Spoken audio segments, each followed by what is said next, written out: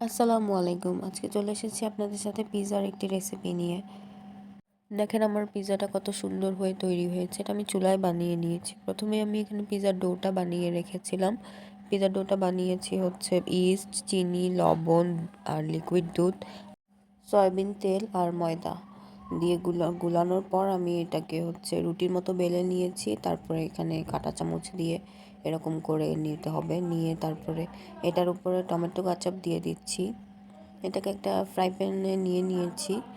Tomato ketchup দিয়ে দিলাম। তারপরে এখানে আমি দিয়ে দিচ্ছি হচ্ছে ভাজা পেঁয়াজ। ভাজা পেঁয়াজগুলোকে এভাবে পুরা পিৎজার রুটিটার মধ্যে এভাবে ছড়িয়ে দিয়ে দিব আমি। তারপর আমার এটা দেওয়া হয়ে গেছে। এবার আমি এখানে চিকেনের পিসগুলো দিয়ে দিব।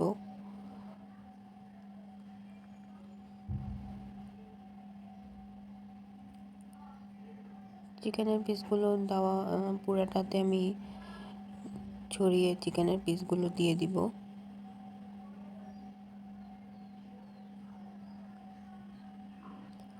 এবার আমি এখানে চিলি ফ্লেক্স দিয়ে নিব।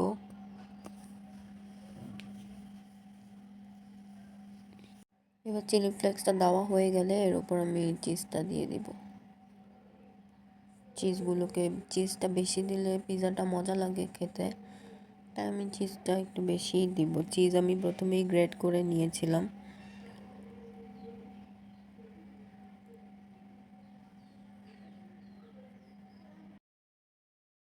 এবার আমার চিজগুলো দেওয়া হয়ে গেছে। তারপরে আমি এবার পিৎজার সাইডটাকে এভাবে করে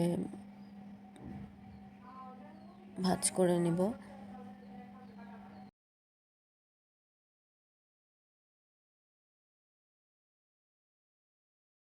আমার এটা ভাঁজ করা হয়ে গেলে তারপরে এটাকে আমি এবার ঢাকনা দিয়ে ঢেকে দিব। ঢাকনা দিয়ে ঢাকার পর এটাকে আমি 5 থেকে 7 মিনিটের মতো চুলায় রেখে দিব।